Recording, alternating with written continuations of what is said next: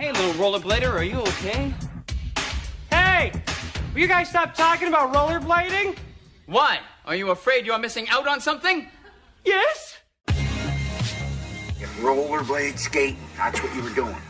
How and where would you guys even get fucking rollerblades? First of all, obviously you stole them. Welcome to Season 2, Episode 12 of the Blade Rat Podcast. In today's episode, I sit down with my friend Travis Stewart, the creator behind Blader Union.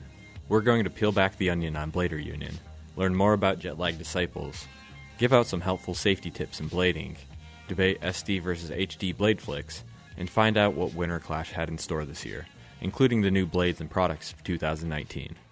This episode is longer than most, but we cover a wide range of topics that we hope that you'll enjoy.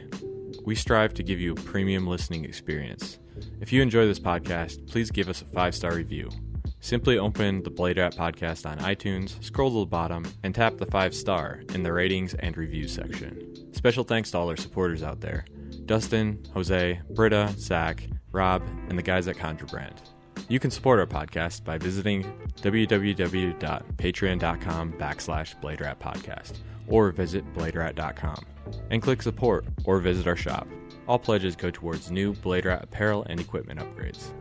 Speaking of goods, check out our store for Blade Rat pendant necklaces and Blade Rat beanies. We appreciate all the love and support that we've been seeing for Blade Rat. For today's episode, I'm very excited to welcome my guest, Travis Stewart. How's it going, Travis? Pretty good. How about yourself, man? Great. And for all of you that don't know, Travis is the co-owner of Blader Union? Yeah, co-owner, co-founder. Nice. So yeah, yesterday it was great to blade with you. You want to talk a little bit about that? Where did we skate yesterday? We went to Lewitt Skate Park. I think that's what it's called. And then there's a little park around it, too. It was great skating, though. That's the first time I've really been able to skate outdoors pretty much this year. And the first time I skated since I got back from Winterclash as well. So real good time. You're coming off of a bit of an injury, aren't you? Yeah, so in June, right before we did the Cheesy Feet premiere, I went to the skate park and put on my skates, and the first thing I did was tear 3 ligaments in my knee. That was like the first trick. I carved a wall, aired over a ramp, and then landed on my knee and just destroyed it. Wow. So what do you have to do to recover from that? Mostly cry myself to sleep. But besides that, a lot of physical therapy. Right now, I don't need surgery. I will need surgery eventually to fix my meniscus, which is the cartilage that's between the 2 bones in your leg. And then my MCL, which is the interior ligament as well, might also need some repair. The ACL seems to be okay, and that's the one that keeps your knee from sliding forward on itself. So, have you ever had any serious injuries like that in the past? Not to my knee. I've broken 61 bones. I've had 5 reconstructive surgeries. I've had my thumb cut off. I had an injury where I lost like 30% of the blood in my body. I've been hurt a lot, but this is the first time I've ever damaged my knee. You've had your thumb cut off? Yeah. How did this happen? When I was younger, I was skateboarding around with some friends, just kind of farting around in a parking lot, and I wasn't very good, so I do a lot of tail drags, and you know how you get that razor sharp tail? Yeah. Well, I did a pogo, and I swung my leg around to do like one of those wraparound tricks, and just never let my hand go. So when my leg went back down, the jagged part of the board went right through the joint of my thumb and cut it clean off right there. Wow. Yeah. So what, they reattached it, and now it's fully functioning and good? Yeah, so gross warning if anybody's sickened by it, but it cut through the joint, and then the skin on the back of my hand kept it in place, so it kind of flapped back. But I have no feeling in the underside of my thumb. I have full function for the most part. I can't go much further than that, but I have full function in my thumb otherwise. The whole top of it I can feel, but the inside where my palm is, I can't feel. How old were you when that happened? 14, maybe 15. When an injury like that happens, what goes through your mind? Are you like, I should quit this? Or are you just like, will I ever use my thumb? How's this going to affect my life? What runs through your mind? So it happened. Yeah, it happened. And I mean, I remember this very vividly. It happened, and I looked at it, and I just ran. Like, I sprinted home as fast as I could, because we were a couple blocks from the house. And I sprinted home, and it hadn't started bleeding at that point, which was crazy. And I'm, like, holding my thumb so it doesn't go flying off, because I'm afraid it's just going to, like, detach and take off into the universe. I get to my house, and I go, Mom, I need to go to the hospital. And I shook my hand, and when I did, all the blood vessels let go, and it just went, like, painted the kitchen with blood. And so she was like, oh, God. Took me to the hospital. Yeah, got some work done on it. They reattached it. Luckily, it was through the joint, and it wasn't through the bone. So the joint was really easy. They just reseated it and then kind of reattached all the skin. But that's why I have no feeling, because there's no nerves that got reattached. Wow, that's pretty intense. Well, No better way to start off a podcast than a really crazy story, huh? I'm sure the listeners will love that one. So sorry about the gross details there, guys. Skip forward to this point if you don't like this. Yeah. Let's jump into more happier news, hopefully. Let's talk a little bit about Travis Stewart, you and your history. Where have you been and what's gotten you to this point? Sure. Start from the very beginning. I'm originally from Florida. I was born and raised in a small town called St. Cloud. It's the city next to Kissimmee, which is basically the parking lot for Disney. My parents, we kind of grew up without a lot of money. I remember for my 7th Christmas, I got a pair of inline skates, and it has been, ever since then, it's been 26 years that I've been on skates. What pair of blades is that? I got a pair of rollerblade Veriflex. Yep, Sick. The yellow setup. My sister got the ones with the blue wheels. I think I stole all the blue parts off it after a while, but yeah. So my humble beginnings were skating in the street and scooting around on my rollerblades and trying to figure out everything I could do with it. And then we started jumping over like debris in the road. And then I figured out you could 180. And then I figured out you could jump off of curbs or stairs. And we just kept proceeding at that point. So I was probably, I think I was about 10 whenever I moved to Jacksonville. And Jacksonville is the northeast corner of Florida. And when I got there, a friend of mine showed me that you could do more with rollerblades. And at that point, I had seen the film Mad Beef. And he had a rail that was literally in a crack in the concrete, and he just kind of stuck it there, and if you hit it too hard it would roll away. And he taught me what a unity was, and it was at that moment that my life became rollerblading 100% of the time. So yeah, it's I lived in Jax Beach until I was 19, and then hated Florida. It's a miserable place. If any of you are there, I'm sorry. If any of you are thinking of going there, I'm sorry. And if you've never been, go. It's a really cool place to see. Don't stay. Moved to Portland, Oregon in 2004, and kind of had to make a choice of, do I want a career or do I want to keep trying to do something with skating? And I feel okay on my skates. I feel like I'm better than some people, but I'm definitely not very talented. But with that said, getting a career was important to me. So started doing that, and went to school for film photography, web design, a couple different things. Got a job with Adobe and Microsoft and Netflix and Amazon. Oh man, Apple. I've been here, there, and everywhere with many companies, and then that landed me eventually here at Squarespace, where I work full-time as an engineer. And yeah, I mean, there's a huge amount of details in the middle there, but basically I picked up skates when I was 7, and I've never put them down. So here I am. Nice, that's awesome. And with Squarespace, it seems like you find yourself traveling quite a bit, huh? Yeah, a little bit. So we're one of 3 offices. This is our remote location out here in Portland. Our headquarters is in New York, so I will occasionally go out to the New York office and work with my team or work with other teams on different projects that we're doing. But for the most part, I'm based out of Portland. A lot of the travel recently has been on my own, which has been nice.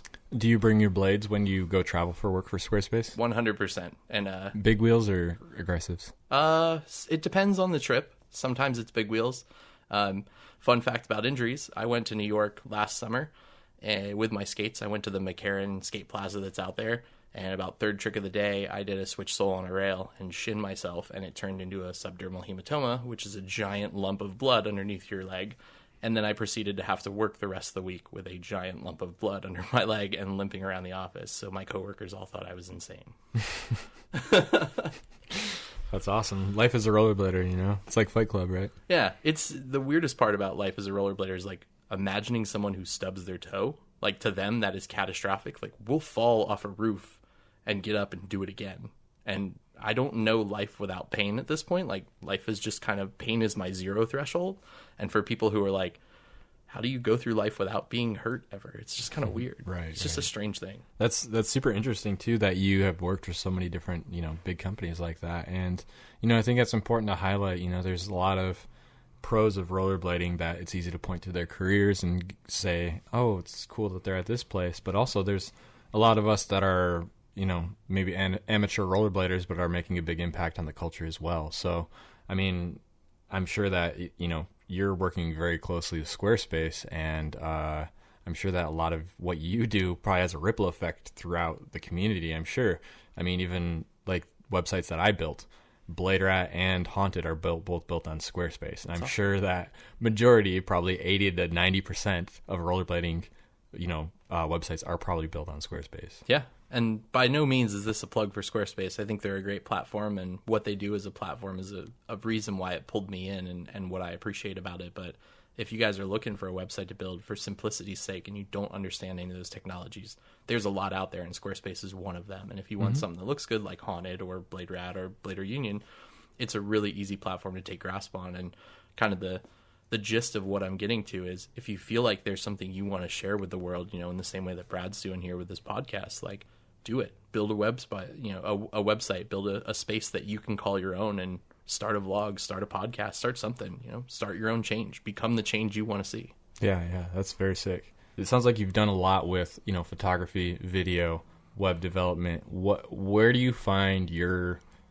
passion? Is it in these creations? Is it in, you know, pushing this higher objective of what you're trying to do with blading? Like what keeps you ticking? It's a hard question to answer, because some days I can't even answer it myself. You know, just life is in general kind of keeps you down some days, and some days you're just soaring and you want to go a million directions. But I love photography. I love the look of photography. I love videography. And in particular, I'm on this videography tick right now that it comes and goes, but right now it's like going back through old Dom West footage and just watching the power he puts behind his camera.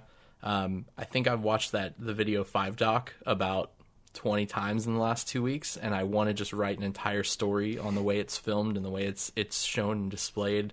There's a couple people in our industry who just do the most amazing video work, and there's a couple people who are very prominent and their video work needs some love.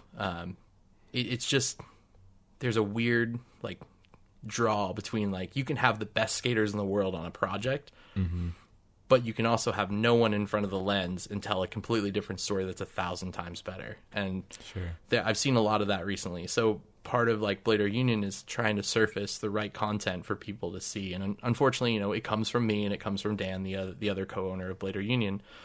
So it could be seen as we have a slight bias to like what information we surface, but we try to always play as neutral as humanly possible. I have my opinions, he has his opinions, but we also try and surface the content that's going to be most relevant to every party in the world. So really, videography is kind of what keeps me ticking. I love watching it. I love understanding the mechanics behind it. I'm one of those people who has to know the rules of something to know how to properly break those rules. If I understand how a camera works, I can understand how to manipulate it to the way that I want. It's awesome.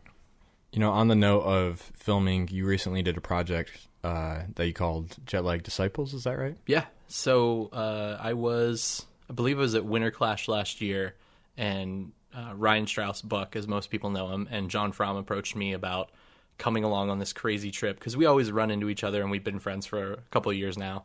And they talked about going on this crazy trip as a group. And I don't know if I was there for the initial discussion, but essentially we took a group of inline skaters to Hong Kong and we self-funded it.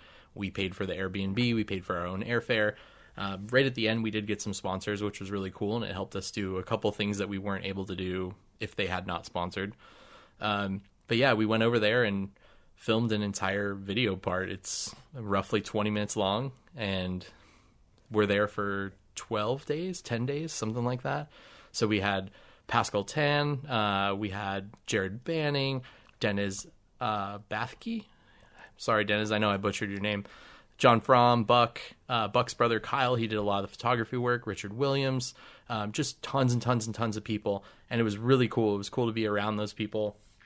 I'd booked my travel and then blew out my knee. So my goal was with my physical therapist was I have 4.5 months to completely recover from this injury and get to Hong Kong and skate. And so I did get a couple tricks, but I wasn't very happy with my skating at the time and kind of had a little bit of a mini blowout on myself and was frustrated about it. But otherwise, I mean, it's shaping back up. But Jetlag's really cool. It's just, we saw what other groups were doing through like Cayenne Project, and the people who skate in Cayenne are just such a far beyond level of everyone, and they do get some sponsorship money from their sponsors, and they're able to sell VODs.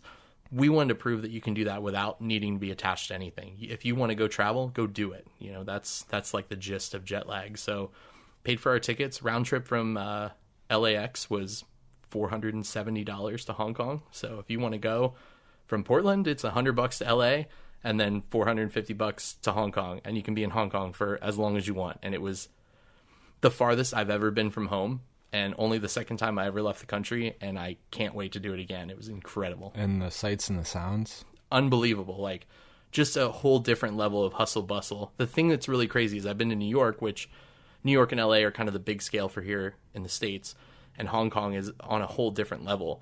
But New York and LA have like a vibe to it where people know like what side of the sidewalk to walk on typically, and if you're out of way, like people will kind of run into you. And Hong Kong is just chaos. No one knows where they're going. It's just people just smashing into each other and everywhere.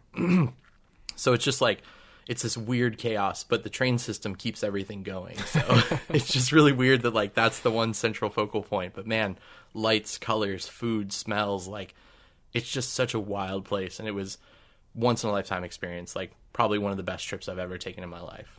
That's awesome. Once in a lifetime, but it sounds like you're not going to be making it just once in a lifetime. Nope. It's going to be multiple times. Huh? Yeah, we're actually ramping up again this year. So if you don't follow it on Instagram, we're at Jetlag Deciples. It's all one word. And we're going to start doing some videos here soon. And we're going to make an announcement where our next trip is going to be. So you'll have to keep tabs on it. We know under the radar where we're going to be, but it's coming. Very sick. That's awesome. I love the idea, too. I think that's brilliant. Like taking... a pro project like a Cayenne or something, draw inspiration from that, scale that back and be like, anybody can do it. And then you did it. We did the same thing, I think, for VXPDX.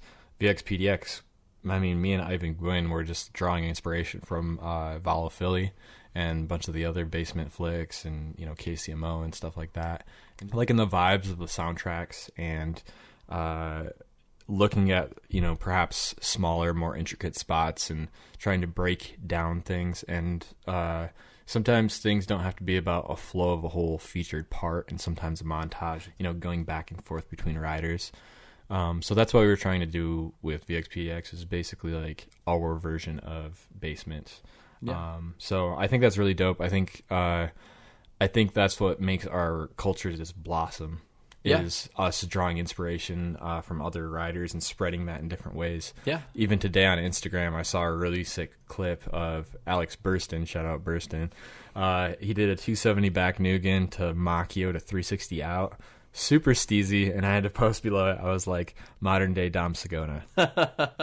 And which is the biggest compliment I can give anybody. Yeah.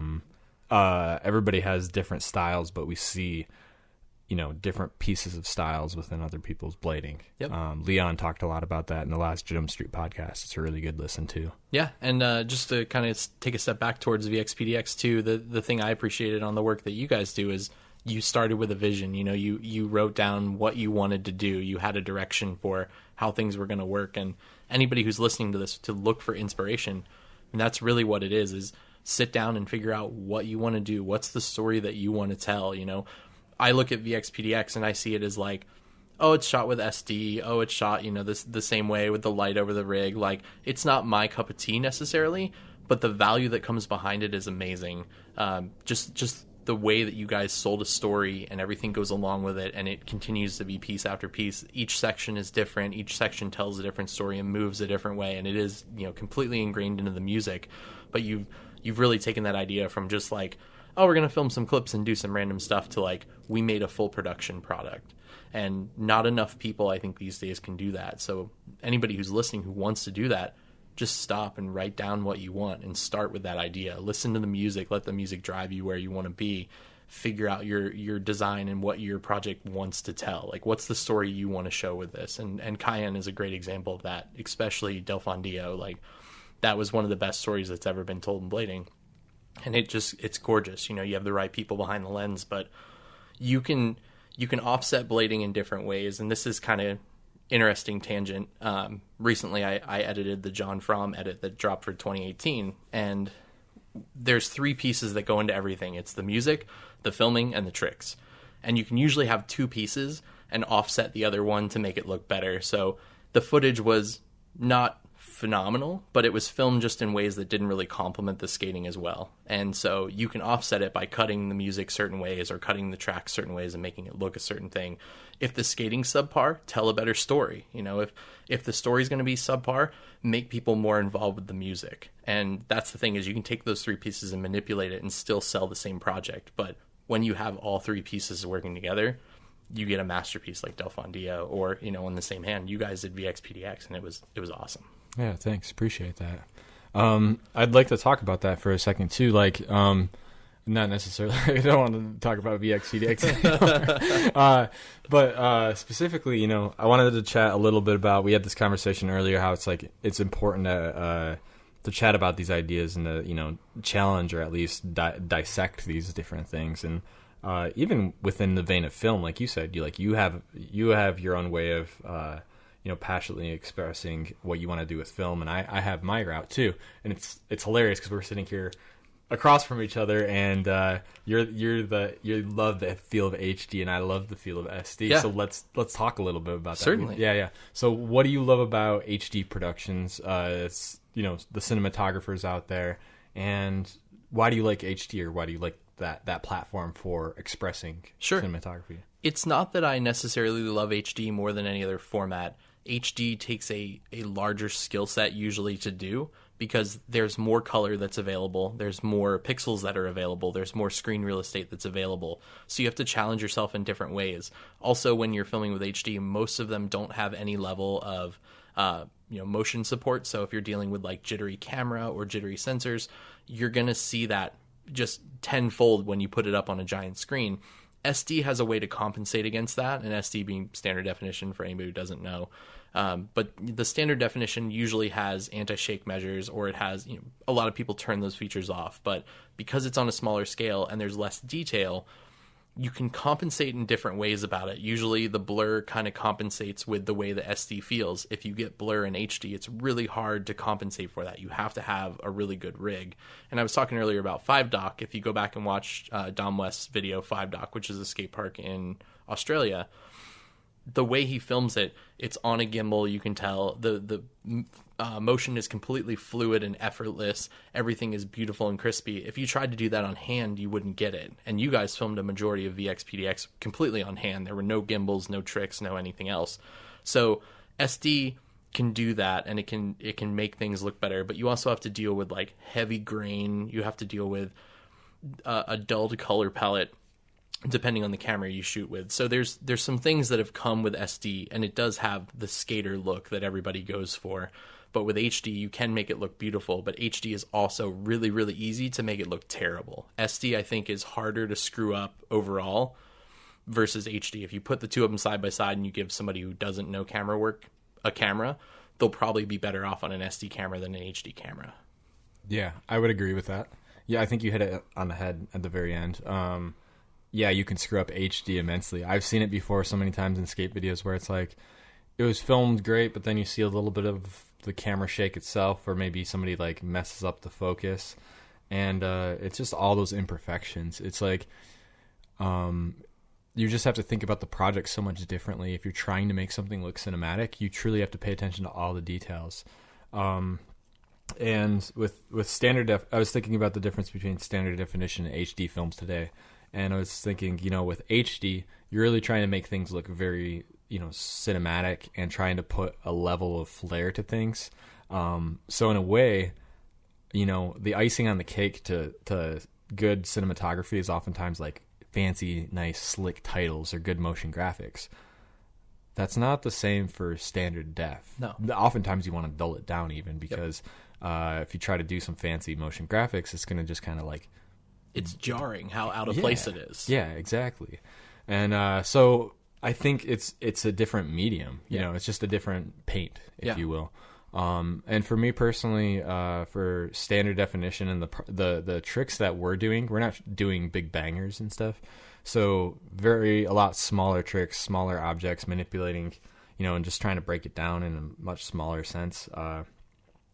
I think SD really complements that too, in such a way that instead of going with a 16:9 ratio of HD, when you squeeze it into a 4:3 ratio, your object, when it goes from left to right or right to left, it moves quicker. Yeah. And it makes objects look taller. Sure. Because of the box ratio. Yeah. So it's interesting because like the older format, the old format that was for our standard def TVs. Right. It really complements skating in the way of our action. Yeah. But it gives that crusty, old, gritty skate feel. Sure. Totally different medium than what we're trying to do and portray in HD film. Certainly. And I think so I had this conversation recently when I was in Amsterdam with Kevin Brinkman, and Kevin is a filmer who I have a huge amount of respect for because he understands the medium and he understands what he's doing behind a lens. Kevin also filmed the Adapt video, so if you've seen that, you've seen his work. But we were talking about how HD and SD go, and there's a very limited list of people who shoot SD who can justifiably shoot SD still and try and justify it as, a usable medium. Carter's one who does it. Yourself is another one who understands how to manipulate that footage. Jeff Phillip is another one who does it too. So, and I think there's one or two other people who came up. I can't remember right off the top of my head, but SD, there is a skill to it. And then there are people who can transition it both ways. Like Jeff Howard films a lot of SD, and then he did shoot an HD piece. I believe it was with Shane under his taped raw banner that he does. And same thing, he understands how to manipulate the film. He understands the way he wants it to look. There is just a certain amount of skill that goes into it. And you talk about the frame being taller grants you, more speed as people go left and right, or it gives you a taller perspective. You can compensate for that. And if you look back at Vine Street Chapter 1 and Chapter 2, the transition between Chapter 1 and Chapter 2 and the technologies that they're using between the two films, they don't look different. Yeah, there's a little bit less color in Vine Street 1, and the vibe was a little quicker and a little poppier, whereas Vine Street 2 was very clinical and a little bit of desaturation, and just there was just this huge vibe that Dom was on at the time that compensated with his camera. The big thing to remember, no matter what you're doing, is understand the medium you're shooting with. So if you're shooting with a full frame sensor versus a half frame or a third frame sensor, understand what depth of field is going to look like. If you're shooting in HD, understand the difference between a 3-chip or a single chip HD camera versus a DSLR. A DSLR will give you a higher depth of field, whereas a 3-chip will give you less of that, but you'll get less rolling shutter issues and a couple other things that you can compensate for, better color patterns. There's give and take with each portion of it. Being able to zoom in and out too is a huge benefit. That's a massive one. Of the older style cameras, the 3CCD cameras. Yeah, and not there's even places that people haven't explored. So I'll say this, and hopefully you take no offense to it, but the new Project Forever wasn't one of my favorite films. So the Blader Gang video, and there were some things in there that were attempted that have never been done before. So the 360 camera thing that he did, there were a couple shots that it worked really well with, and there were a couple shots that were why did you even put this in here? But watching somebody do a gap over the 360 camera was really cool because you can pan in ways that were never possible before smoothly. But then watching Montre did an alley topsoul 5 out, and it just seemed so distorted and strange. And then the caveat was he also shot a lot with DSLR that you could tell too, because it was a lot of static distance shots that there was no zoom into the skater. There is a level of zoom that has to happen, and man, when you put zoom, there's an art form to long lens versus fisheye.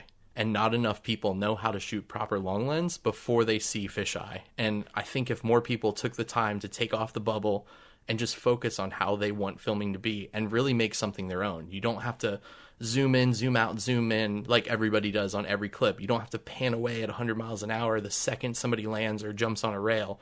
Find what works for you and find out how to tell your story.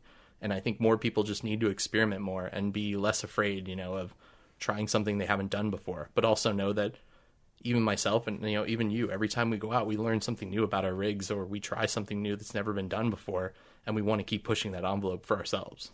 I like that lesson too. Take the bubble off, shoot long lens. Let's see that perspective. Man, sometimes there's such beauty in a static shot or a slow zoom shot. Challenge yourself. I love the image captures that Sam gets. Yeah. Sam does. What's Sam's Instagram handle? Do we know offhand? Nope. What's Sam's full name? Sam Folger? Folger, yeah. Yeah. It's S Folger or something like that. Follow him on Instagram. He shoots a lot of really dope, he'll just shoot these reflection shots. He'll go to the skate park by himself and film slow motion of himself doing some sort of a trick, but it will be shot in the reflection of a puddle. Yeah. And it's fucking brilliant. Yeah, it's amazing, and all of it's good. And Sam, on the grand scheme of things, isn't a phenomenal skater. Sam's got a good bag of tricks, and he skates well, and he's confident on his feet. But if you look at him as far as if we had to force rank everybody, Sam wouldn't be near the top of that list. He's definitely growing and getting into skating, but that makes no difference. His skating tells a completely different story, and the story that he tells versus the story I've seen from other people puts him way near the top of the list for who I'd rather care about. So yeah, yesterday's session, super fun. I've been really excited to bust out my camera and play a little bit with it. I just bought the Panasonic DVX100B old school cam, got a Century Optics lens on it, and so just been filming lots of tricks with that. I think right now on my timeline I have 6 minutes of raw skate footage. Yesterday we filmed 1.5 minutes of skate footage, which is awesome too. Yeah. I even filmed arguably one of my favorite tricks that I've ever gotten of myself yesterday. It was like this backslide, cess slide to drop, alley-oop roll that you'll have to see in the Blade Rat video when it comes out. Yeah, you told me about that, and I saw it happen, and man, it was something else. Yeah, man, I'm so pumped on that, and I've been thinking about that trick for like 2 months now. Yeah. How to do that trick, knowing that I could backslide cess across this ping pong table. I know that I can do it.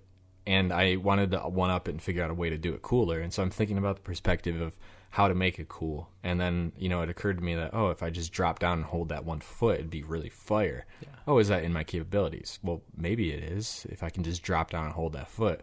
So I've been thinking about that for months, just in how to film it in that angle, in that corner angle. I've just been obsessing about it, right?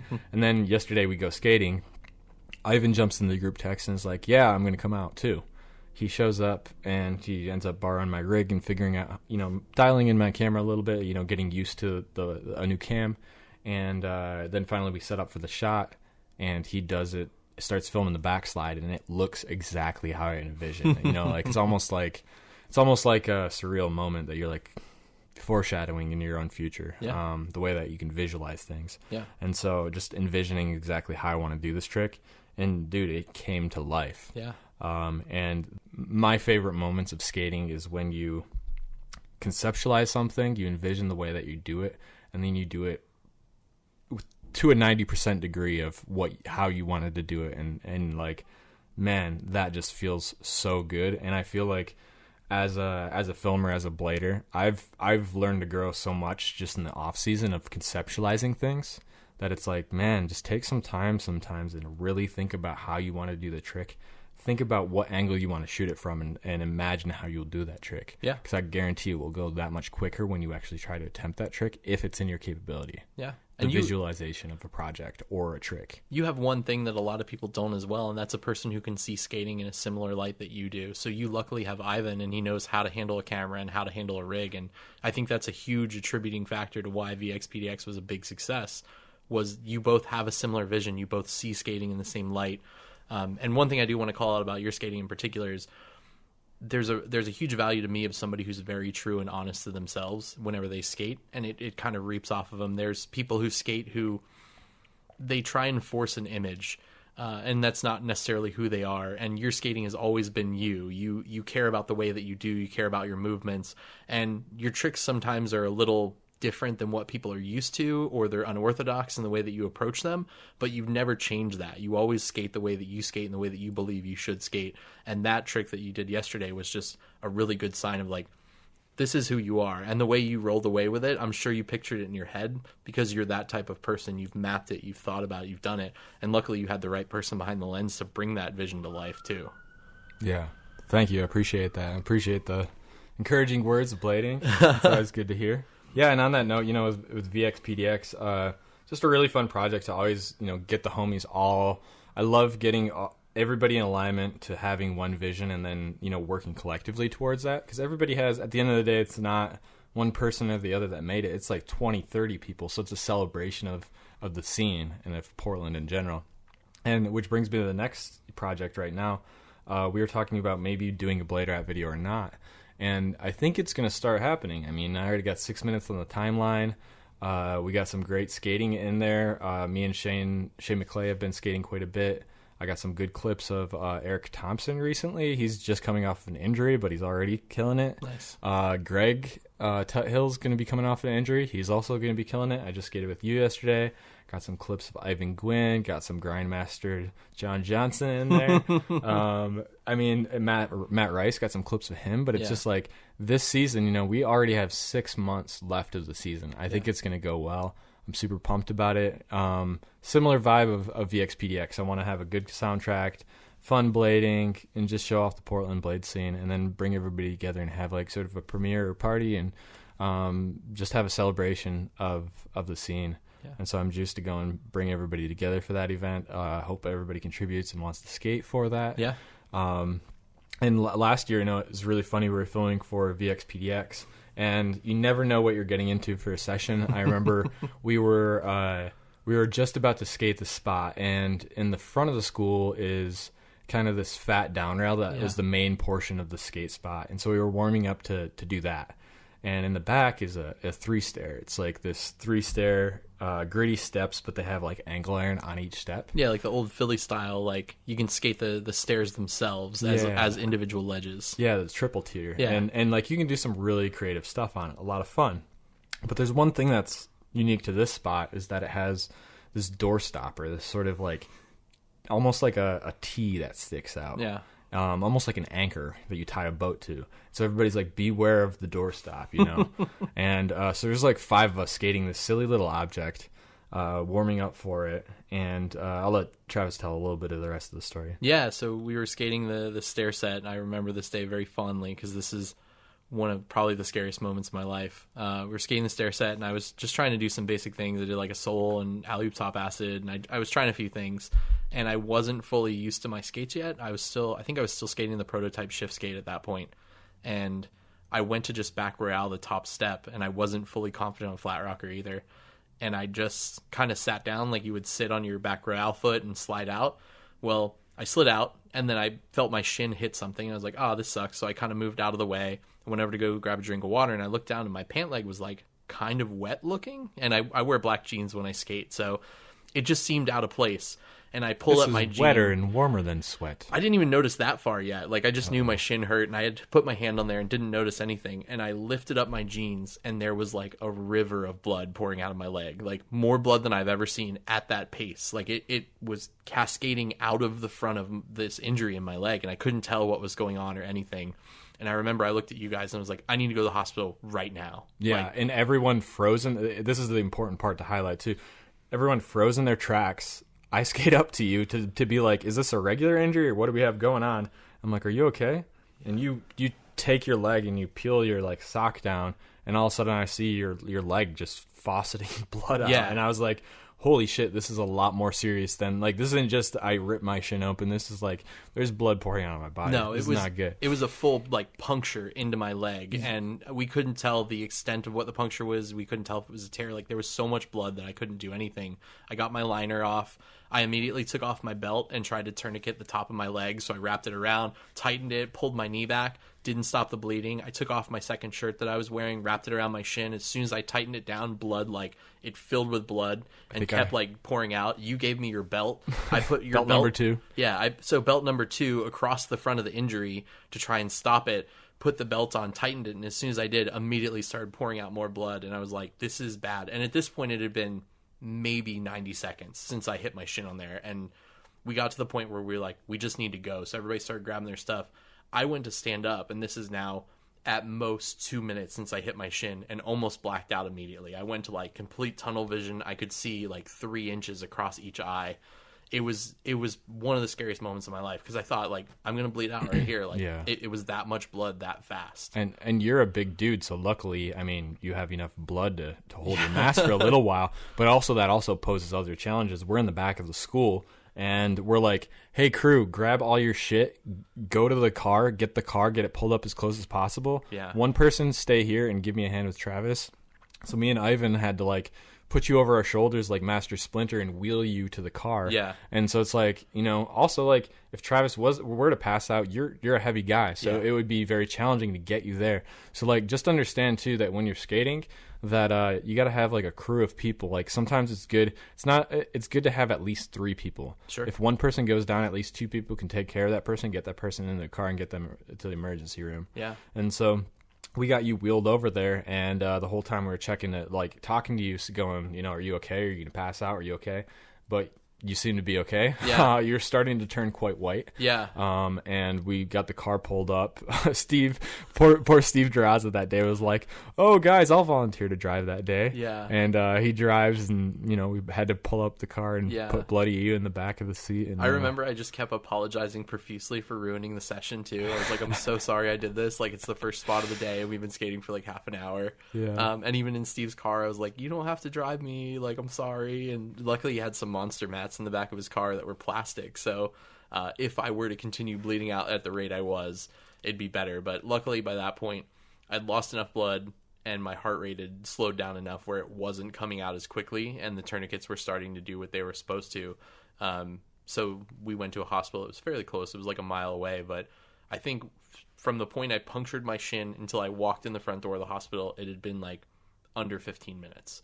And it still, we got out of the car at the hospital, and I remember I almost blacked out again just getting out of the car.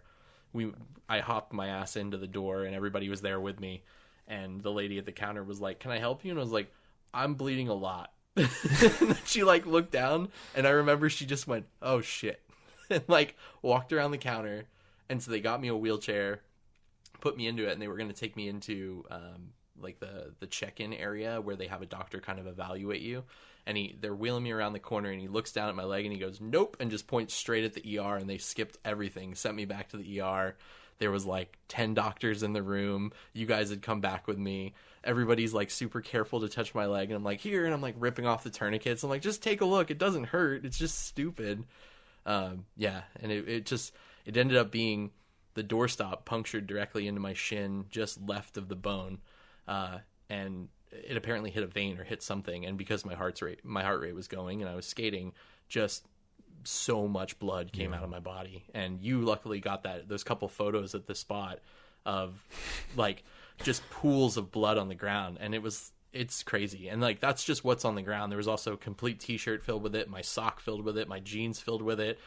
His belt is completely destroyed because of it. Like, man, it was honestly like one of the most terrifying things. And then in the end, they x-rayed it, and I got 3 stitches and sent home, and I was like, "Can I just go home because I feel like an idiot?"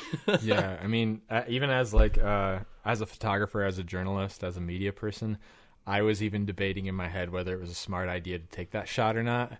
I mean, I'm glad that you're juiced and you're still here to, laugh about it and stuff. But yeah, I had walked over, and like, as we were cleaning up our stuff, I quickly pulled out my DSLR, dialed in the settings, shot a photo of you like holding your shin, and then the blood splatter after the fact. And like, it was just crazy. But I mean, I think there was a purpose why I wanted to capture that. Yeah. Like, there's a story behind that. Yeah.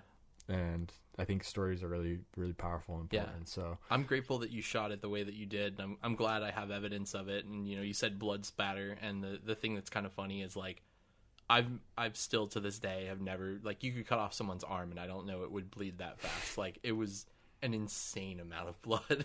Yeah, that poor school too. I mean, we just like left it there, and it just probably looked like somebody got shanked or something. Somebody came up Monday morning to that school and was like, "All right, we have to quarantine everybody out of this area." Right. So don't skate that spot with the door stopper. You'll have a bad time. Yeah. But no, it's a good point. Like, skating around with friends is super important, and it is important to have like that level of safety. I mean, if you're out there skating drop rails by yourself with just a camera and you think you're doing something good, you're not. Like, go with your friends, have somebody tag along, even if they can't skate or, they can't film. Just do something with people, because if it wasn't for these guys, I would have called 911, and then I probably would have passed out in the back of that school by myself, like, with no idea what to do.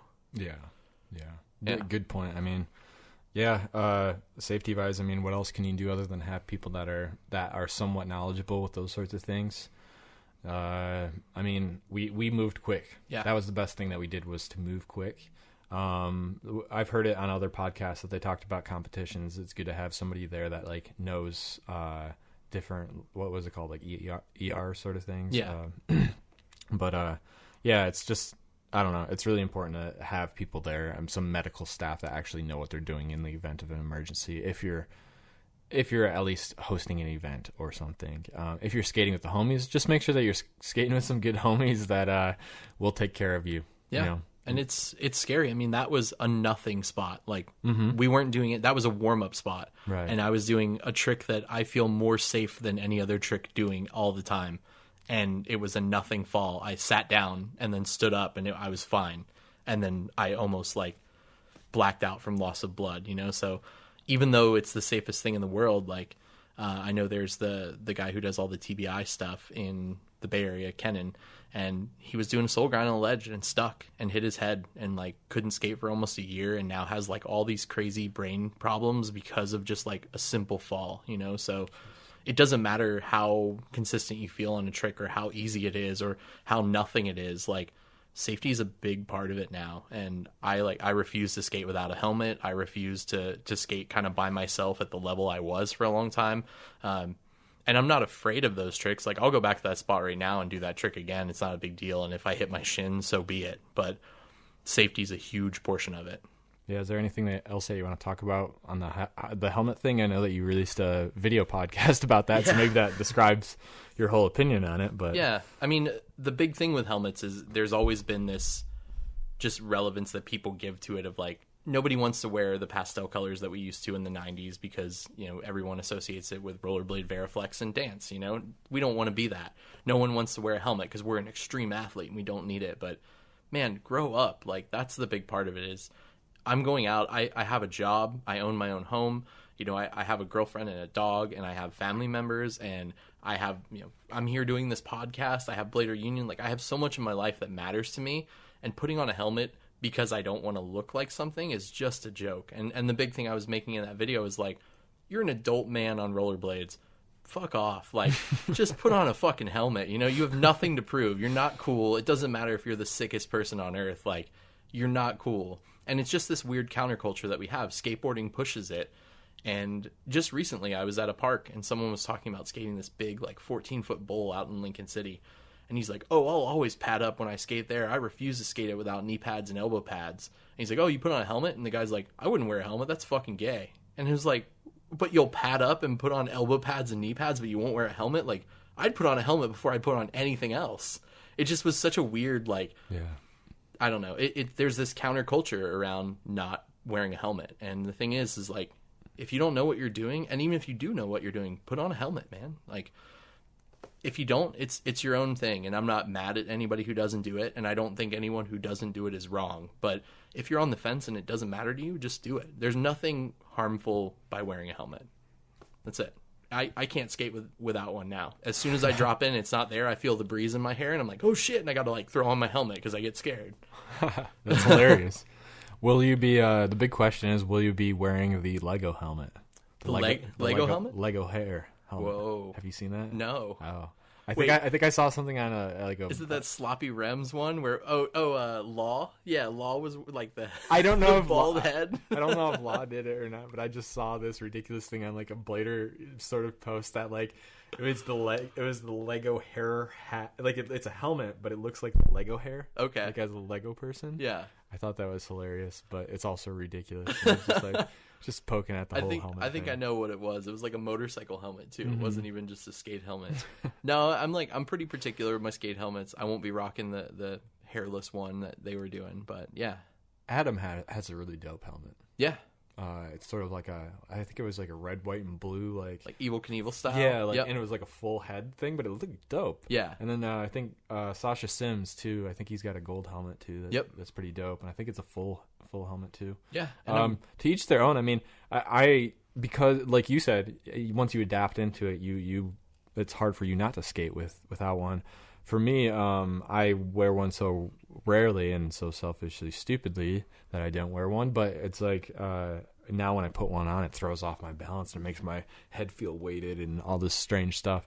But it's smart. I mean, you're taking the wiser path. Yeah, and I mean, to that same comment that you just made about it, sitting on your head and making your head feel out of balance and all that. The thing to anybody who says that's the reason why they can't wear a helmet or they get hurt worse when they're wearing a helmet.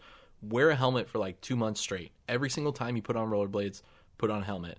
And just refuse. If you don't bring your helmet, you don't get to skate that day. And it sucks. You have to suck it up and do it. But I tell you, by the end of that 2 months, it's not going to matter what's on your head or not. You're just going to adapt to it. You get new skates, it's going to be the same thing. Your Royale groove's in a slightly different position. You're going to get used to it. Your plastics slide differently. You're going to get used to it. Your urethane on your wheels grips harder or softer whenever you skate wood parks. You're going to get used to it. So You can put on a helmet and do it. We've all adapted to plastic, shoes on our feet with wheels. We'll be fine. So if you feel like you don't want to, I don't want to hear the story on my end of like, oh, woe is me because it made me a worse person or it made me. No, it doesn't. It doesn't do anything to you. It's if you people have to wear hats when they skate. It's the same thing. Like John Fromm, I know he can't skate without a hat. If he goes out skating with me and he doesn't have his hat, he like wigs out and can't skate properly. It's like people with short socks. Yeah, that's also really weird. Don't skate with short socks. It's just super weird. Let's jump right into Blader Union and talk a little bit about that. What's under the hood of Blader Union? So Blader Union we're just approaching year 3. The genesis of Blader Union was we thought everything that existed did a pretty poor disservice to the blading community. So we wanted to find a platform or something that we could help facilitate like better curation of blading is kind of what we wanted. So for a while, Dan is the other side of Blader Union, and him and I met through reddit.com. So reddit.com/r/rollerblading. And we took it from a community of roughly about 500 or 600 people to we're just crossing 13,000 right now. And it's been over almost 5 years at this point. It's one of the two. And we would do AMAs and we would do, contests and we do all kinds of cool stuff. We just tried to involve the community and foster this culture because it was either you have nowhere to go or you have to go to like BMAG message board. And not to knock BMAG message board, it serves its own purpose, but that place is hell. Like you go there and people are just going to roast you every chance they get. And the same 5 trolls that have been on there since 2003 are still there. So it's just funny. Like the 5 holdouts on the BMAG message board who are still talking shit, like props to you for still like holding your guns and being true. But there's a lot of people who were intimidated by it and they wanted to find something better. So we made this community on Reddit, and we quickly realized that if we wanted to continue our growth on Reddit, we were either going to break the TOS for Reddit's community guidelines, or we were going to run the potential of losing our mod permissions on there. And that's because of how the community exists. We wanted to add to it, but not detract from it. And we were afraid that we were just going to damage it. So we decided to go on this quest and try and figure out what the next step is. And we spent about a year talking and figuring out what the future of it looks like, and threw around some ideas. It was actually the first time I told anybody publicly was the Montana Northwest Shred Tour. And I sat down with Brian Kranz and Jan Welsh and a couple other guys. And I talked about this idea for a rollerblading website to do better than what Roller News was and give back in a better way and try and figure out something there. And so we talked and started coming up with ideas, and we built the first prototype in January, and then we launched Blader Union as an April Fool's joke. And then May 1st, it actually launched and became a real website. And the history is, been there since the beginning. Like it's been history ever since. How has it been received? You talked about, becoming a new curated blading media website and kind of also connecting podcasts, VODs, brands, and everything that's going on in the world of blading. Yeah. So it's nice that you said connecting, because that was originally like our tagline was bringing the fractured ends of rollerblading into one central location. And we were going to be the central hub for skating is what we wanted to be. There was no one who was doing VOD. Like, Kelso made, Casey Moe, and you would see it there. But then the Chicago video came out. No one could find the Chicago video. Then there were other VODs, like Frankie's VOD would come out. But then you would lose the selfie link 10 minutes later, and no one knows how to get a hold of it. And if no one's publishing the link anymore, Instagram at the time had chronological feeds, so you couldn't find it again. It'd be pages and pages down. It just became a huge mess, like, trying to do that. So we wanted to do that, which led into the podcasting portion of it, which led into how can we surface pro content above just kind of generic content. Like, we want to post every edit that comes out, but we also need to divide how that edit's seen. Is it top quality? And this is where the little bit of the bias from Dan and I comes in, but we have enough background where I feel like we can back up the choices we make. And then we have to choose, like, is it Daily Blade channel? Is it channel 2? Is it like less important? So the way we've built the site is you come onto the front page and it's going to show you all the relevant news. The very top of the page is which VODs are available and a screenshot of usually that, like, how to get to them. There's the Daily Blade channel, which is like if you're doing nothing else and you just want to watch aggressive inline content, watch that channel. It's going to give you the best of the best stuff that there is. Channel 2 is like, you don't have to pay much attention, but hey, I need some more edits to watch, and I want to keep going from here, find something cool or a new persona. There's a big wheel section. There's our homegrown section. So that's a big part of what we do too, is we make our own articles, we make our own vlogs, we make our own podcasts. Like, we do a lot of things in-house too. And then even beyond that, we do product reviews from Roller Warehouse. And then we also do podcasts. So like the Blade Rat podcast we'll post on there. And there's tons more stuff all peppered through the website, but the main focus is that front page. Once we get you there, we try and show you more.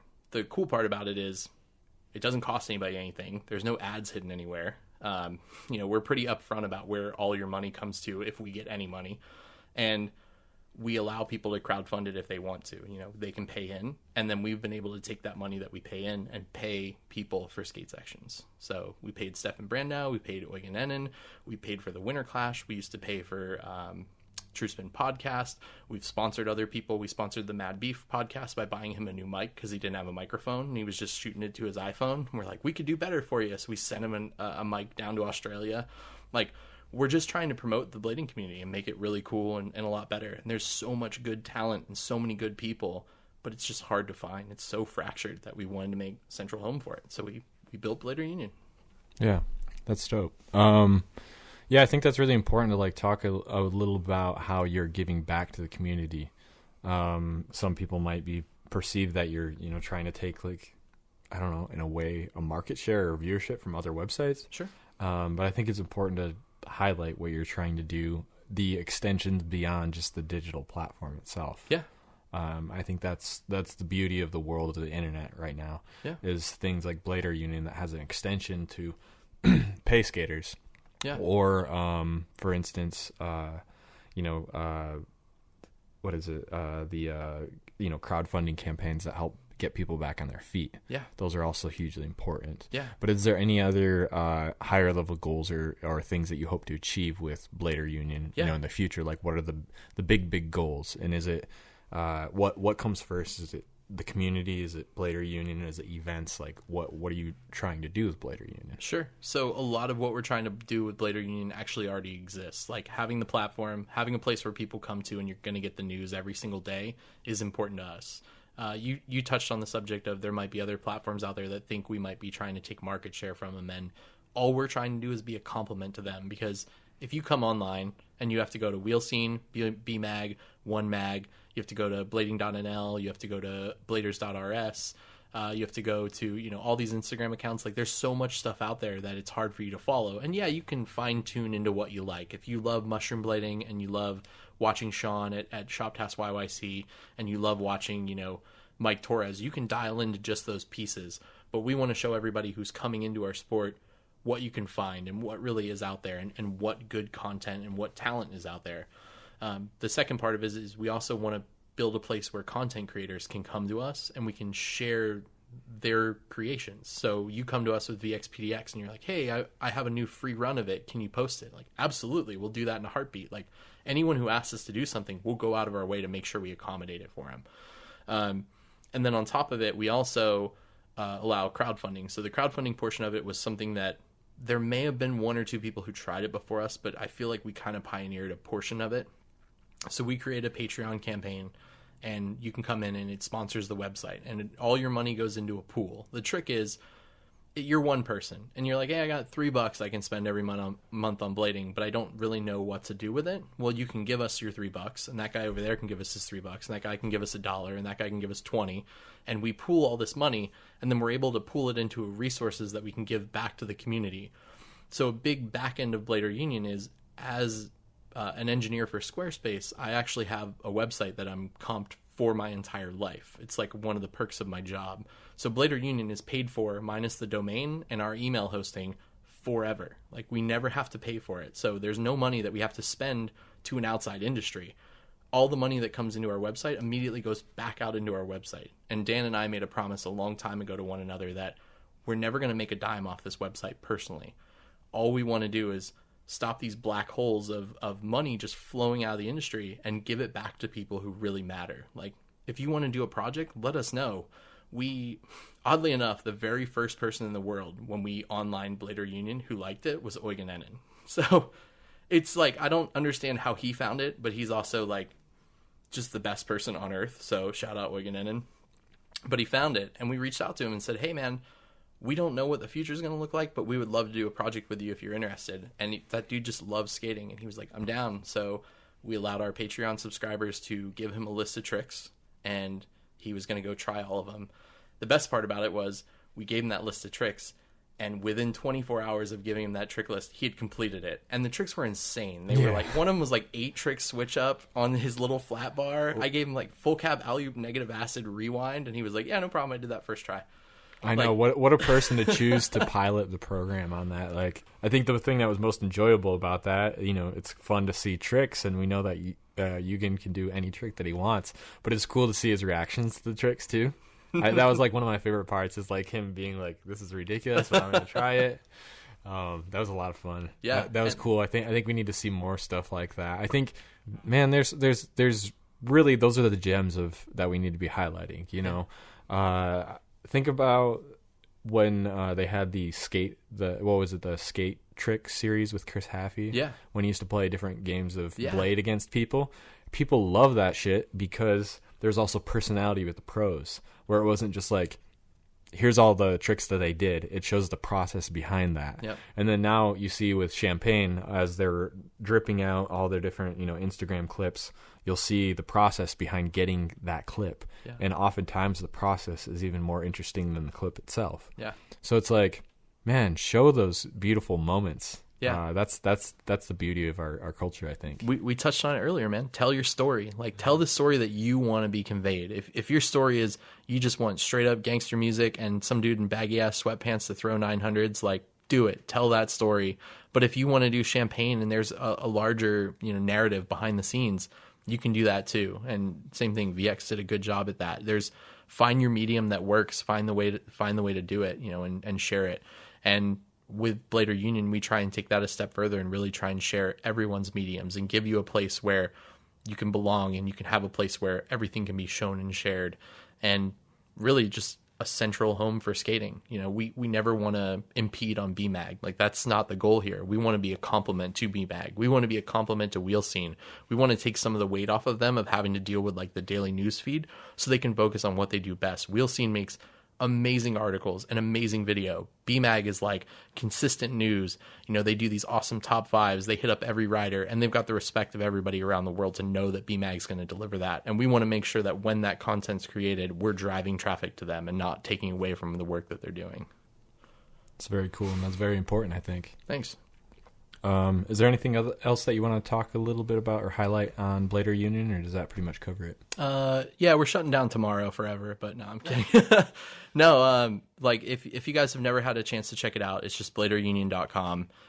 If you do feel like the message that we convey and the work that we do is important, we do have a Patreon campaign that you can subscribe to. You know, it's no pressure. If you can contribute $1, if you can just contribute the love and, you know, share it out and help us find other people to back us, it's hugely important, because we can take that money collectively and really pay for people to do cool work. We were able to pay Stefan Brandau. We were able to pay for a place at the Winterclash, and it allowed me to live stream. And then next year I'm going to go back, and we're going to have even more tools at our disposal to get even more clear live stream, you know, even more information. It's just, me and Dan, we care so much about blading. I love waking up in the morning and having a choice of, do I want to buy Rossies? Do I want to buy razors? Do I want to buy rollerblades? Do I want to buy dead wheels or haunted wheels or, you know, some other wheel company? I love having choices, and I love having, you know, all this at our disposal. And if we continue to make blading clickier and less welcoming, it's just going to shut out what little's left in the industry. And we're going to get to a point where all we have is generic, you know, shitty skates from the sports depot down the street. And that's never where I want to be. I want to wake up every morning and still have the culture that we have and the people that we have your clique, have your friends, but be welcoming and open to other people. And that's a lot of what we try and share through Blader Union. That's cool. You recently went to Winterclash this year. Yeah, definitely. I mean, I know we're all jealous. It's hilarious because, you know, we like hear about you going to Winterclash weeks before, and then you come back and we're like, what kind of stories do you have? Was it real? Those sorts of things. But yeah, I mean, lay it on me. What was Winterclash all about? Tell me about them skates, Rossies. Yeah. Who were some highlight riders? We know Joe Atkinson. I want to hear a little bit more about that. Yeah. One of my personal favorites, Bobby Spaz. I saw him doing some really cool, unique tricks. And who else was doing some crazy stuff? So I was fortunately able to go to Winterclash. This is the second year I've gone. Last year was my very first trip, and I wrote a really long-winded article on Blader Union about it. And the impact it had on my life of being able to do that. I'd never left the country before. I was terrified. I didn't know where I was going to go. And then I show up in this country with everybody with open arms, and they speak English, and they're super helpful. And I went to the greatest spectacle in blading I've ever seen. I've been to X Games before. I've been to ASAs. I've been to NIST competitions, but nothing paled in comparison to what I witnessed for 3 days in the middle of the Netherlands. It was the heart and soul of blading in one place, and it was so amazing. So I was fortunate enough to get to go back again this year, and we had a ton of US riders, which is really cool. But the problem is that if you're listening to this and you weren't at the Winterclash, you're an asshole, and you need to be at the Winterclash. Seriously, it wasn't that expensive. I found a round trip ticket from Seattle to Amsterdam and back for $320. My trip to Seattle was $79, round trip. So 2 different plane flights later, it was under $500. And I had some friends. We got an Airbnb and got to hang out at Winterclash. It was awesome. So if you haven't done it, there's honestly no excuse. It's March. Get your passport. Buy the tickets when they come out in August or September, and get your shit straight. Get out there. It's the greatest contest on earth. So go do that. But pro tip, I definitely want to highlight this on the whole passport situation. If you're traveling internationally and your passport says that it's expired, it expires in 6 months, get that shit renewed, because they will prevent you from boarding a plane. In 6 months. Me and my girlfriend at the time, we had actually gotten, we couldn't board the plane because of this reason. And then we had to go up to Seattle to get a next day passport in order to do that. So a little pro tip, if you do have a passport, make sure that that thing's not within 6 months of being expired of your flight, because they will reject you from getting on the flight. Be sure to get that thing updated. Yeah, and some countries are a little more flexible. The Netherlands is 3 months on that same thing, but 6 months is usually the good rule. Have it, because you never know what'll happen if all hell broke loose, and you don't heaven forbid we have 9/11 number 2, and all flights are grounded, and you have to go to Germany to get a flight home. Well, when you cross into Germany, you need your passport to work, and they may not accept it. So it's important. If you are going to be traveling, do it. Your passport's good for 10 years. I think mine cost me expedited $120, and I had to buy a picture of myself, which was $10. So I spent $130, and for 10 years I can travel nearly anywhere in the world. Duh, just do it. Yeah. But I mean, it's really awesome. Winterclash is it's incredible. I did get to hang out with tons of really cool faces. I invested a lot of time this year into our live streaming program, so I didn't have as much time to interface as I'd like, but I did get to see a lot of my friends who I wanted to, and hang out at the Winterclash booth, or at the trade show booths at the Winterclash. I did see a lot of new products, so I saw the new Razor Krill Grilichko skate. I saw the new Alex Broskow skate. I got to see the new Russell Day skate. I got to see the new Rossi's Fifth Elements. And what are your thoughts on all those different skates? Any highlight ones that are really dope? So great colors in person. So the Krill skate, if you haven't seen it, it's a new Razor Shift model, and it is mustard yellow and black. And holy shit, it's mustard yellow and black. It's a weird color that I don't know that I've ever seen, and it almost touches on the weird Shima 4s that were that green and tan color. It feels like it's somewhere in that range, but it's really cool. I'm excited to see all black parts on it, or just some more customization that people give it. The Russell Day skate from Adapt, I've tried on Adapts in the past and they've never really fit my foot, but man, I want to skate those things. They look gorgeous. I'm tempted to just buy a pair just because. The Alex Broskow skate I got to see in real life, which was cool. So it is definitely a very soft, powder is the best way to describe it. It's like a powdered snow, soft watercolor. And it looks real pretty. And I originally bought into the Them skates last year when I went and they announced it. I bought them when they were in pre-order. I got a pair in June when they finally shipped, and they were terrible. they're still brand new in the box because I won't skate them. I put frames on them and flexed over to do like a torque, and the sole plate and the boot were kind of pulling apart from each other because the plastic was so soft. And I'm a big guy. I'm 6'5" and 280 pounds. So me and skates don't get along when they do that. So they're still in the box brand new. If anybody wants a pair of V1 thems, let me know. Like, I'll hook you up or something. But yeah, do a giveaway. Yeah, they're size large. If you have giant feet like I do, I'll hook it up. But yeah, man, like the new ones, the plastic is much, much better. I got to check out the Sean Darst one and then Alex's new skate. And yeah, on the smaller size, it's not as crazy, but it is a much more rigid skate, which is cool. And then I got to see the new Rossi's Fifth Element, which was actually really awesome. So anybody out there who's listening to this, who's kind of on the fence about them and you're worried about sizing, because the sizing's strange. They do like a 6'7", an 8'9", and then a 10 and a 10.5, and that's it. That's the only sizes they make. But I wear a true 11.5, and typically that means I have to wear like a 12 liner and an 11 shell, and it works. I put on the size 10 Rossi's Fifth Element and still had room for everything, like room on the width, room on the length. It was super weird, and I had to ask twice to make sure that the sizing was correct in the skate that they gave me. Like, so if you have big feet and you wear an 11 or a 12, you're probably going to fit this skate perfectly as a 10.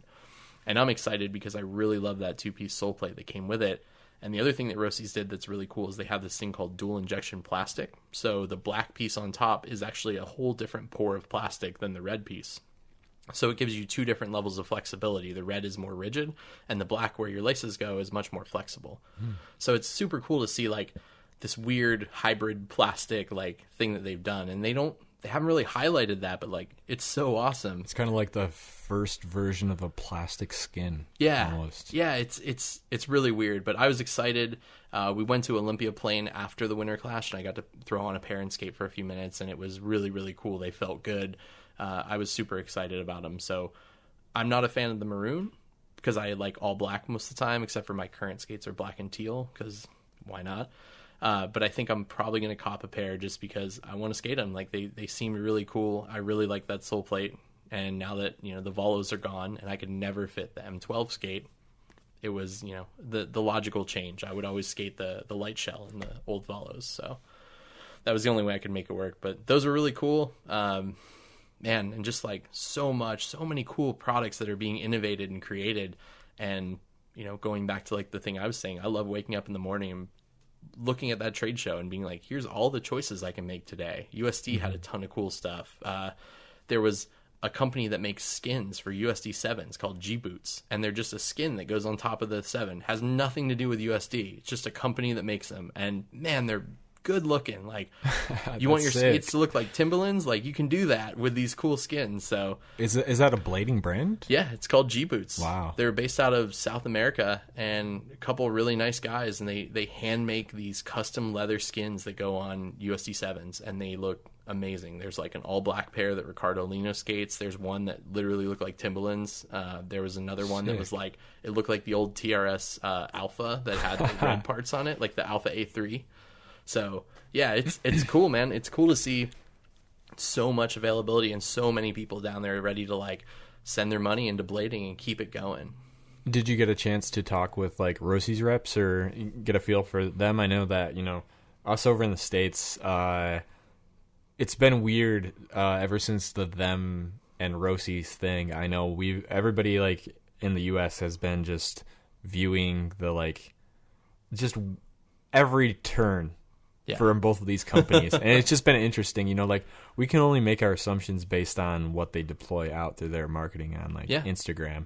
So it's like, I'm so curious to see like what has Rossi's been like to you? I mean, when you met them and so I got to meet Martina and her, I think it's her fiance, it might be her husband at this point. But I forget his name. It starts with an M as well. But they met 5 years ago at the Winterclash, and now we're like, this is like their 5-year anniversary at the Winterclash, releasing the Fifth Element. Like, that's what they did, was they came together and built this skate and brought it back. And man, I know a lot of people out there have their beefs with Rossi's, or they have their beefs with John, or whatever the case is. Like, set all that shit aside. They were some of the nicest people I met at the Winterclash, and the gentleman spoke like almost no English, so he would, I'm sorry, like every time I would try and explain something, he's like, sorry, I just don't get it. And she spoke fairly okay. She wasn't good at speaking, but she was good at listening and she could understand. And luckily Martin Danning was there and kind of could do a little interpretation, which was nice. But man, Rosie's, like, as far as their team goes, their team was some of the nicest people I met at the Winterclash. They were the most excited to be there. Like, unfortunately, I went up to the them booth, and a lot of the guys were just there and, like, you know, arms crossed, sitting against the wall and not really talking. It was super cool. Alex came out and gave me a hug and said hey, and we chatted for a little bit. And I saw John, and he was super busy, so I chatted with him and just said hey for a second. But a lot of the other guys, like Patrick Ritter and, you know, a few of those other dudes, were just, like, literally arms crossed against the wall and not a part of it. Whereas the Rosie's team was, like, super hyped on everything and just out to skate. One of the biggest letdowns I had too was, like, contest wise, Danny Beer's run came up and he just stood for 5 minutes. Like, I know I'm going to get shot in the foot for having this opinion, but man, who the fuck do you think you are? Like, you came to the biggest contest on earth and you just stood in place for 5 minutes. And then as soon as his run ended, he started skating again. It was like, dude, come on, man. Everybody on my live stream wanted to see him skate. And it was insulting, like, to everybody who wanted to see him do stuff. And do a topsoul, roll around, jump a gap, like, whatever. You don't have to try. But people were super excited on your skating, and you let a lot of people down, man. Like, and I guess that's who you want to be, and I'm not going to knock it. You know, be the person you want. But, man, I'm, like, still pissed about it because it was just shitty. But then you have the Rosie's guys, like, out there busting their ass because they care about skating, you know. Bobby Spaz didn't move into the finals, but he was still skating and ripping around. Yuto Guto was, like, flying around everywhere. He was on a mission to win that shit, and he didn't, unfortunately. But, like, Chad Hornish got super injured whenever he dropped down a ramp and clipped another ramp on the way through.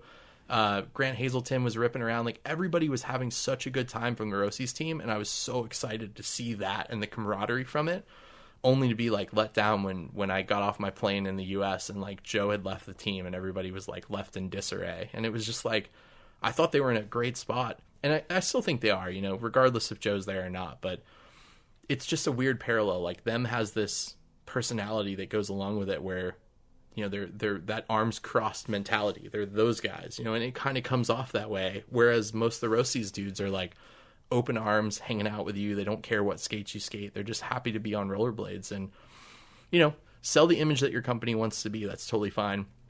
And I don't say that everybody on them is that way. I've had awesome relationship with, like, Srichiro and Julio. Like, I've always talked good with them, but there are some people who are just, like, they'll come to your spot and they won't skate with you. It's just kind of weird. So, I mean, I think that's good, transparent market research. I mean, you're telling the truth about what you experienced. I mean, if anything, it's kind of a sign for the companies to go and take a listening ear and maybe do some changes. Yeah. I mean, I think that's important too. I think back in the 90s and 2000s when you had a lot of, like, pro teams traveling and giving that team experience, vibes are a big part of what they bring to the table. Yeah.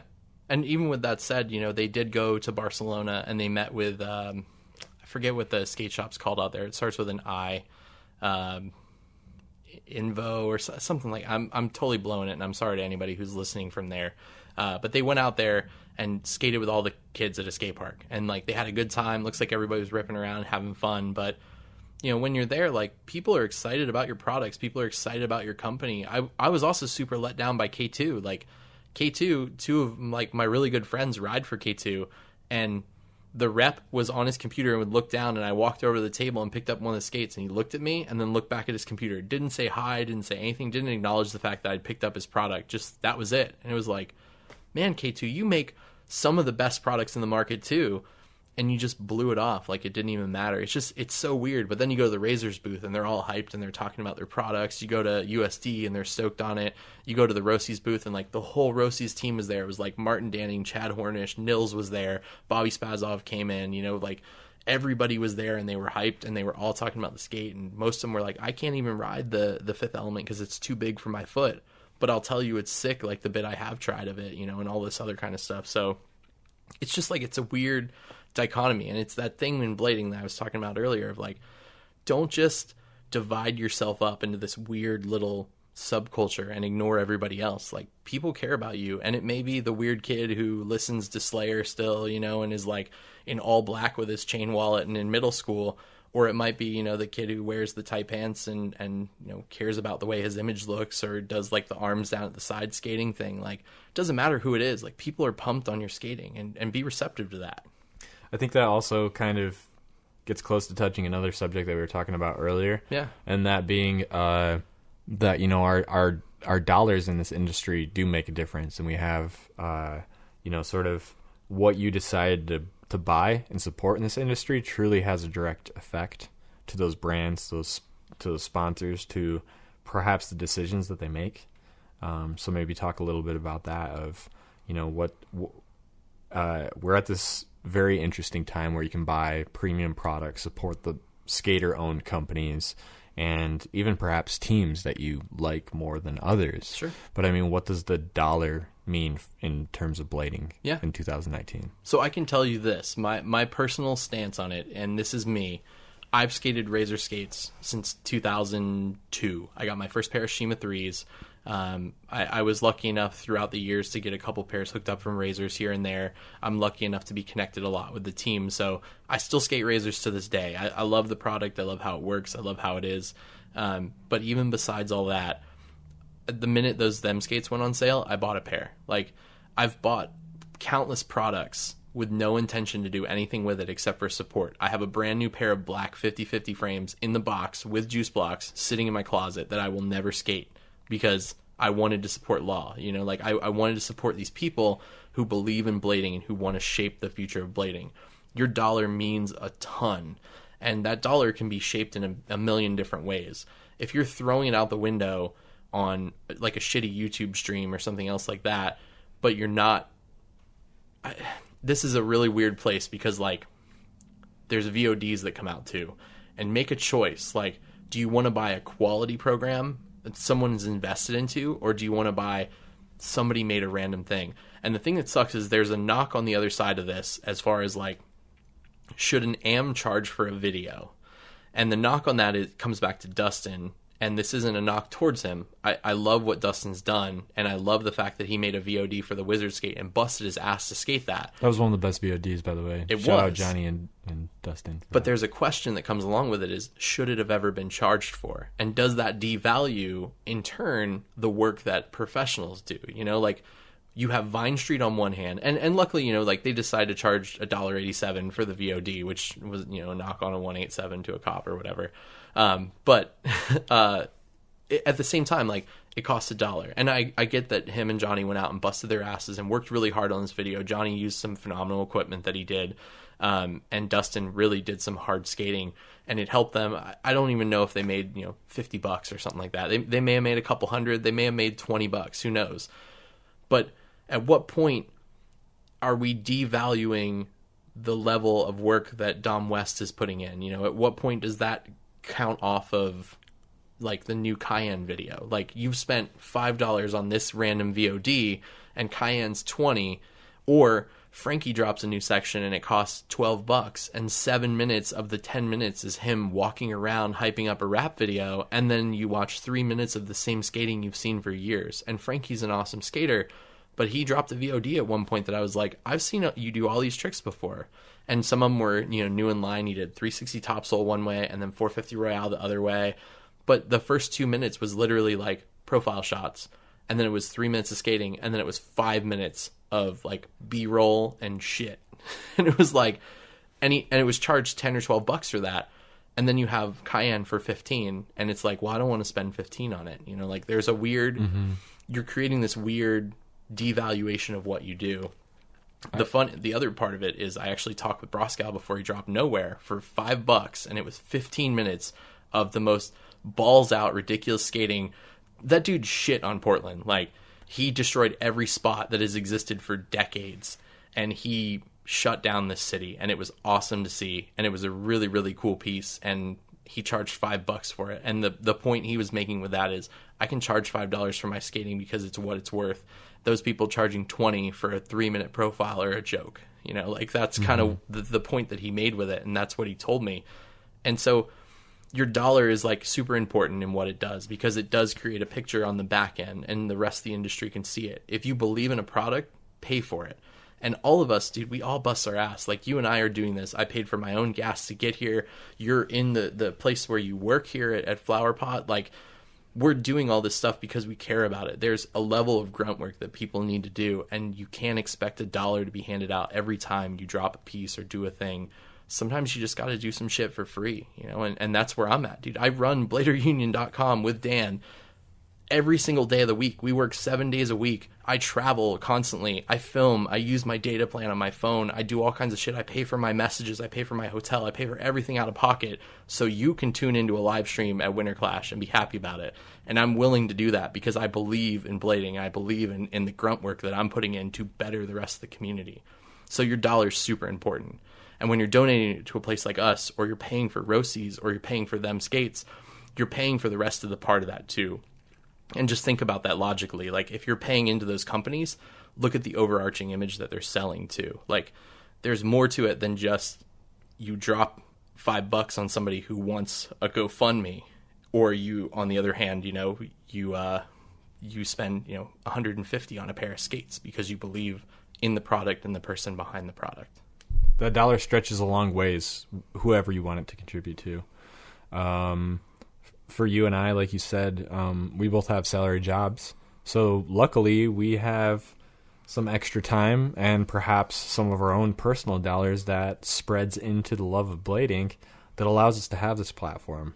So if we didn't have full-time jobs, full-time careers, we wouldn't be able to be doing the thing that we're doing right now. These two channels wouldn't exist if you and I both didn't have full-time jobs. Absolutely. And if you're one of those people out there who can't afford it, and you can't afford skates, or you can't afford parts, and that's your hindrance, like, man, there's so many times I show up to a spot and I've got an extra set of wheels that I've skated on for a week and they have a slight bevel on one side, and I'm like, these are done, and I throw them in a bag and I don't care.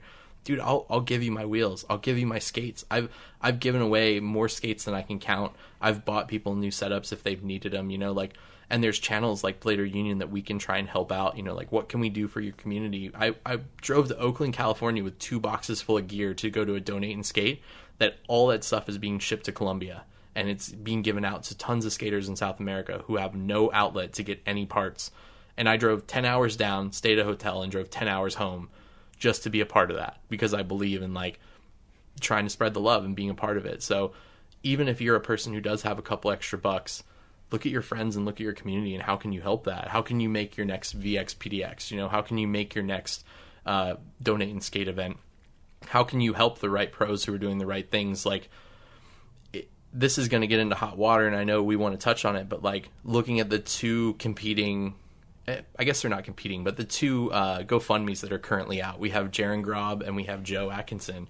And looking at the two of them, I'm looking at a person who just skated and won the Winterclash and turned down money from his sponsor, regardless of whatever the back end, you know, end of it is. And hold your pride. Like, if a company promises you one thing and then they take it away from you and try and offer you less, hold your pride. Like, if that's the true statement that's happening here. But if you decided to go against, here's some free money in blading, or you're a person going out to schools day after day and putting in shows and doing work, and you go to Cedar Point and you do this job with the, you know, the action sports crew that you're on, and you're trying to promote the love of blading, and you blow out your ACL and you have to go get surgery, I'm going to help that guy more than I'm going to help the guy who turned down the free money. You know, like, it's you have to make a conscious choice, and it just sucks that it had to be so prevalent and so, like, in our face in just such an astute way. But then you have Jaron, and, like, Jaron's just such a good guy, dude. He's literally one of the only pros in the world who continues to support himself on blading alone, and he has been since he left the X Games. Like, this is just what he does. He goes out, he shows up at schools, he promotes the love of skating. He promotes the love, not of skating, of action sports. Yeah. You ride a bike, you ride a scooter, you ride a skateboard, you're all one family. And, man, I watch those guys every year when they do their Cedar Park shows, and they're always posting clips, like him and Coco and everybody else, and I wish I had a crew like that around Portland, of just, like, everybody who's down. We showed up at the skate park yesterday, man. It was all the skateboarders, and we were just talking shit to each other and, you know, giving each other crap about tricks. But in the end, the skateboarders pulled crazy tricks, and it was awesome to watch, and it was good friends and good vibes. And we need more of that. Absolutely. Shout out Jaron Grobe. Possibly one of the poster boys of rollerblading, front cover of Aggressive Inline. Yeah. And, you know, arguably, I mean, it's crazy. There's a domino effect of everything, of the work, of what we put in. Eric Thompson, the reason that he got into blading was because of aggressive inline. That's awesome. So without the cover of Jaron Grobe on the cover of that, would we even have the Eric Thompson that we know and love today in blading? The weed porn himself. Yeah. So, I mean, quite honestly, like, you know, I help support the Jaron Grobe campaign, and also it's because, like, he's such a big hero in our hearts. Yeah. And like I said, he might be one of the reasons that today, you know, we have an Eric Thompson in our Eric Blade community, and that's enough for me to go and contribute to. Hell yeah. You know what I mean? Like, that's dope. Yeah. And he's still in blading. Yeah. How many years later? What is that, 20, 25 years? The dude won X Games, like, did Cork 900 after Cork 900, you know, and put down, and still has an insane bag of tricks. Like, he'll throw Misty flips over people's heads all day and huge flat spin 360s, and has just, like, this style that is him. And not only that, he put down street sections, too. Like, that was a big part of it. You know, I at Winterclash last year got to see Arlo in a panel talk about what Do You Believe In movie, and he talked about Jaron's part, and part of the reason why it's so crazy was, like, they talked about this movie that they were going to write, and the entire section Jaron was supposed to be wet, so that's why he looks wet half of the time. Like, they would, like, dunk him in a bucket of water and then make him go skate a handrail, and he was like, in the end, man, I felt really bad because, like, it's super weird and like just so different. But like the plywood, and he's like, a bunch of people why did they shit dunk him about in the water? plywood. So the beginning of his section, he lays in the tub, and it was supposed to be a dream, and he was going to be in a dream the whole time, and the dream was he's wet in the dream, and then he wakes up in the tub. And for some reason that didn't happen. But man, Arlo like legitimately had a script, and he was reading line for line from the script while the movie's playing about like Jaron enters frame and falls, and he was like, we told him he had to fall on film. Like he was just like kind of pissed about it, you know, in hindsight. But Jaron was a good sport, and the plywood like apparently wasn't even Jaron's idea. Like he is a park skater, but for them it was like kind of this culmination of what they were telling with the story. Yeah. So it was super interesting. But man, like he's done street parts and he's done park profiles, and even besides all that, you know, you haven't seen him since like 2004, 2005, but that dude wakes up every day and bleeds rollerblading. Yeah, that's crazy. Definitely go, and if you haven't already, go to his GoFundMe page and support. Try to get him back on his feet. We want to see him doing more flybox tricks. Yeah. And doing tricks for the kids. Yeah. And I just want to go and round back to their conversation. Like Travis said, you know, he's putting his heart out there and doing a lot for the community. So go support Blader Union. And, you know, even if you don't know what campaign to support, just go support, because they're going to figure out how to channel that money into riders like Eugen Ennen and Stefan Brandow and just so many other causes. Also supporting Blading Cup. Yeah. So, you know, go out there and support the products, support the channels, do whatever you can. You know, your dollar makes a difference. And for me, you know, projects at Blader, or right now I have a couple projects in the mix for Blader at. We're mostly working on accessories. We're going to have some beanies out. We have necklaces, and we're going to have some other small limited edition goods that are going to come out. Also, go check out Haunted Wheel Co. That's a company by me and my brother. We have wheels out, and we have a whole line of soft good products, and there's some really cool soft good products out there right now. Some, you know, quality wind zip ups and some other long sleeves. Yeah. So, and one thing I want to shout towards Haunted especially is the work that you guys do on all your t-shirts and your designs and your logos. They didn't just stick a little, you know, 2x2 emblem on a t-shirt and call it a day. Like, they put real work into the products that they produce and the way that they produce them. Like, the one that always stands out for me is the 1-800-MURDER that you guys have, and like, you know, the down the sleeve Haunted, and just the work that you guys put in behind the scenes is really cool. You've got a cool team that shapes it too, so it's really cool. And again, you know, believe in the companies that you believe in. They make actually a really great wheel, 92 hardness, 59 millimeter, I think. And that's their crown wheel that's currently available. And like, it's a great wheel. I skated a flat rocker set of them for several months, and they were super solid product. Yeah, and if it's us designing the artwork, of course, you know, nobody's getting paid for it. But most of the time, we're not creating the artwork, and we're just art directing the projects. So even the money trickles down in the artists themselves. The Hotline Tee is created by Adam Niamara. You've known his work from Low Life and from a lot of other projects. Shout out to Scott Wiggums. Scott Scott Wiggums. Scott on Instagram at Dark Wizard Berserker. He does some really sick work. You know, he has a very, very metal, you know, approach to his artwork, and it's really sick, and that's what we're trying to bring to the picture of blading. Yeah. So if you like that style, go support. But of course, go support whatever company that you want. If you don't want to go support, go to Walmart and go get some shitty clothes. Go do that, and you'll look like a joke on film. If not, go out there and go support your homies. Yeah. And the big call out for support is support doesn't mean hand someone $20. It doesn't mean go buy a product from them. It means if you believe in something, share it. If you believe in a statement someone makes, make sure other people are aware of that statement. Make sure, you know, people care about it. I posted something to our Instagram story today, and it was Montre, just a clip of him doing a true topsoul. And he was like, there's a difference between having a huge trick vocabulary and having style. And he went on this, like, it was super small. It was maybe 2 sentences, but it was very poignant to, like, this is what matters to me, and style is super important. And I reposted it because I just love the statement that was made with it. It was just very finite and very important. And even on the support end, the co-owner here, Dan, he made a really cool statement last night on Facebook. And the statement was, rollerblading isn't waiting on a savior, but we could use more grunts willing to put in work, speak softly, and leave a big footprint. And couldn't have said it better than that, man. Like, it's really it. If you believe in something, support it. And support doesn't mean money. Support means sharing the love, sharing, you know, the fostering of blading. Take your old skates, bring them to the skate park, hook them up to a kid who wants to learn how to skate. Show somebody this podcast. Show them Haunted Wheels. Make your own podcast. Go to Blader Union. Make a better Blader Union. I dare you to do it. I want to see it happen. And I'm not saying that because I don't think it can be done. I damn sure know it can be done. But do it. Take the mantle and do it. Sick. I don't think we could have ended it in a better way. You know, this is to some degree, there's some very controversial points in this podcast, but I feel like we had to go and talk about it. And I think it's important to have these sort of transparent conversations because as a culture, we can only evolve if we talk about these things and we progress forward. It's too easy for us to go and look at these brands and like make our own assumptions and to kind of make up our minds behind the curtain. But I think it's so important to go and talk about it because as we amplify our voices in this podcast, other people will hear it and will be able to go and resonate with it and be able to bounce back some ideas back and forth. So let's keep the conversation moving forward. Yeah.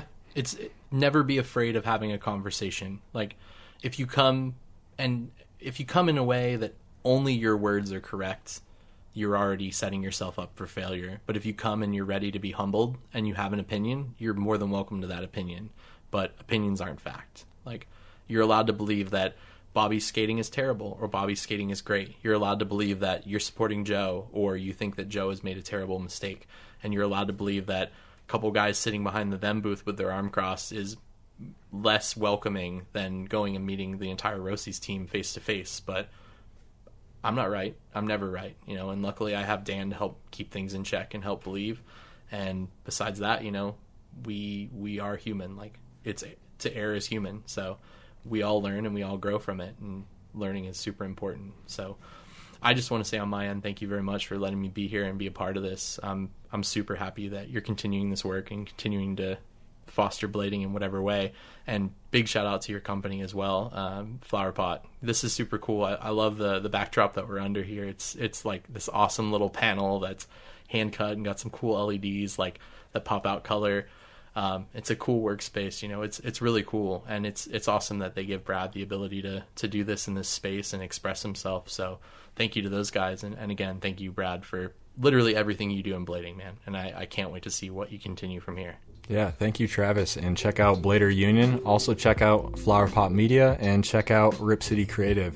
Rip City Creative was the developer for the sign here at Flowerpot Media, and he's also the developer for our Bladerite necklace. Nice. So he did the laser engraving on that too. So Mike has become a really good friend of mine and really does a fantastic job with anything construction. So go check out his work at Rip City Creative. That's Rip_Creative on Instagram. That's it. Fuck yeah, man. We hope that you enjoyed this episode. Please support us by visiting our Patreon page at patreon.com/BladerAtPodcast. Sign up to become a Patreon supporter and receive Blader at apparel and other rewards. Visit our website at bladerat.com to check out the podcast, pendants, and beanies. And don't forget to go to iTunes and give us a 5-star review. And be sure to remember to support Blader-owned brands like Haunted Wheel Co. And follow Haunted Wheel Co. on Instagram.